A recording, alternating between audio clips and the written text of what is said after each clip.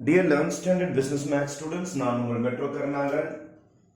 Chapter number 3 exercise number 3.1 example 3.1 இன்னைக்கு பார்க்க போறோம். ரொம்ப ஈஸியான ஒரு 2 மார்க்ஸ் அல்ல 3 மார்க்ஸ் சம் இது. A point in the plane moves. ஒரு புள்ளி நகர்கிறது. Distance from the origin is thrice distance from the y-axis. புரியல சார்? ஜஸ்ட் ஒரு x axis y axis வரைஞ்சீங்கன்னா உங்களுக்கு ஐடியா தெரிய ஆரம்பிச்சிடும். இது x axis னு வெச்சுக்கலாம், இத y axis னு வெச்சுக்கலாம். அப்ப இது origin. origin நல்லாவே தெரியும் உங்களுக்கு 0,0 னு சொல்லிட்டு. ஒரு பாயிண்ட் நகர்ந்துட்டே இருக்கு. டாட் டாட் டாட் டாட் நகர்ந்து போயிட்டே இருக்கு. ஃபார் எக்ஸாம்பிள் ஒரு point px1, y1. x1, y1 be the moving point. அந்த புள்ளி நகருதுன்னு வெச்சுப்போம். இந்த புள்ளி தான் நகர போகிறது. அவங்க என்ன சொல்றாங்கன்னா distance from the origin, distance from the origin, distance from the origin, இதில இருந்து இதோட distance, அதாவது OP distance, OP distance, OP distance, distance from the origin is thrice, thrice distance from the y-axis. Distance from the y-axis na idan distance from the y-axis. Idan distance. Idu a nu vechikren. Appo AP distance 3 times AP distance. 3 times AP distance. Ivladha question.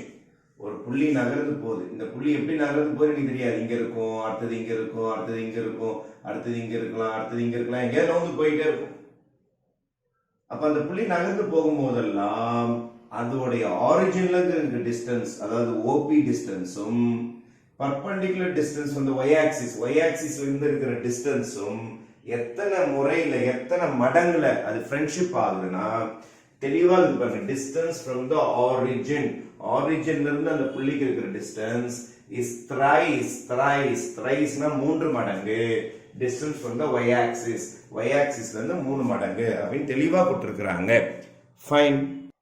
நம்மளுடைய point P இருக்கு பாருங்க, அதுதான் உங்களுக்கு locus. Locus என்றால் path traced by a moving point. ஒரு நகரும் புள்ளி ஏற்படுத்திய பாதை, அந்த பாதைக்கு மேல இருக்கிற புள்ளி தான் P. அப்போ let P x1, y1 be on the locus. locus என்றால் ஒரு பாதை, ஒரு பாதை, ஒரு பாதை. அந்த பாதைக்கு மேல தான் இந்த புள்ளி நகர்ந்து போயிட்டே இருக்குது. Let P x1, y1 be on the locus, be a point on the locus. P x1, y1 be a point, be a point. வேணா இது சேர்த்துங்க, be a point on the locus. இது போதும், வேற எந்த நோட்ஸும் எழுத வேணாம். OP is equal to 3AP. இந்த டயக்ராம் போட்டீங்கன்னா டீச்சருக்கு ரொம்ப அழகா புரிஞ்சிடும். நீங்க x ஆக்சிஸ்க்கு ஏன்னு வச்சு மார்க் பண்ணிருக்கீங்க, ஆரிஜின்ல இருந்து O டிஸ்டன்ஸ் போட்டிருக்கீங்க. சரி, OP கண்டுபிடிச்சிடலாமா? OP கண்டுபிடிச்சிட்டு AP கண்டுபிடிச்சா சம் முடிச்சிடலாம். OP னா distance from the origin, distance from the origin square root of இத x1 y1, இத x2 y2 னு வெச்சுக்கலாமா? இத x2 y2 னு வெச்சுக்கலாம். இப்போ distance from the origin என்ன செய்வீங்க? ஒரு distance from the origin நீங்க கண்டுபிடிக்கணும் அப்படினா டைரக்ட்டா இத ஸ்கொயர் பண்ணாலே போதும். அல்லது x2 x1 whole square, y2 y1 whole square போடலாம். எப்படி வேணாலும் போடலாம்.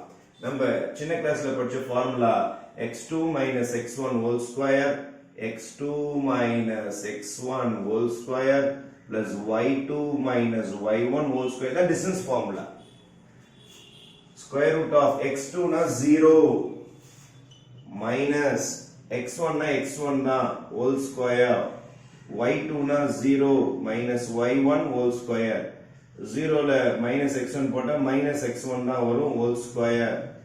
0 minus y1 minus y1 whole square. Square பண்ணும்போது மைனஸ் பிளஸ்ஸா மாறிடும். அப்ப x1 square plus y1 square. இதான் எனக்கு OP. அப்ப OP யோட ஆன்சர் ரெடி ஆயிடுச்சு.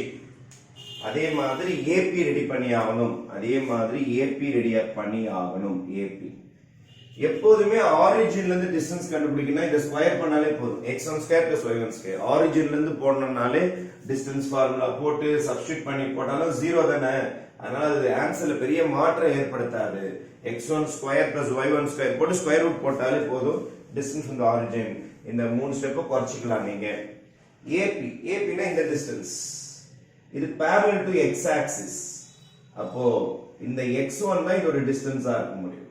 நல்லா தெரிஞ்சுங்க, இங்க இருந்து டிஸ்டன்ஸ் மெஷர் பண்ணீங்க 3 சென்டிமீட்டர், இது 4 சென்டிமீட்டர்னா 3,4 போடுவீங்க. அப்போ இந்த x ஆக்சிஸ்க்கு parallel-ஆ இருக்கிறது x1 சொல்லுவாங்க. x ஆக்சிஸ்க்கு parallel-ஆ இருக்கிறதுனால இதோட அளவு வந்து x1. அப்போ AP யோட அளவு x1. இப்போ எல்லாமே ready, OP ready, AP ready. இப்போ நம்ம சம்முக்கு போகலாம். இப்போ நம்ம சம்ல என்ன சொல்லிருக்காங்க, OP is equal to 3 times AP ன்னு சொல்லிருக்காங்க. OP யோட ஆன்சர் கொண்டு வாங்க. square root of x1 square plus y1 square equal to 3 times AP னா யாரு, AP னா x1, AP என்றால் x1, right? square root எடுக்கணும். அப்போ squaring both sides, squaring both sides, squaring both sides பண்ணீங்கன்னா square root of x1 square plus y1 square whole square equal to 3x1 whole square. Square square root cancel ஆயிடும்.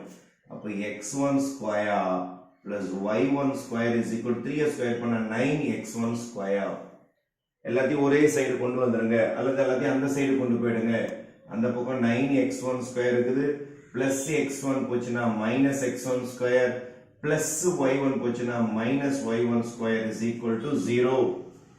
அப்ப 9x1 square x1 போச்சுன்னா 8x1 square minus y1 square equal to 0. இதுதான் அந்த x1 y1 போன பாதை.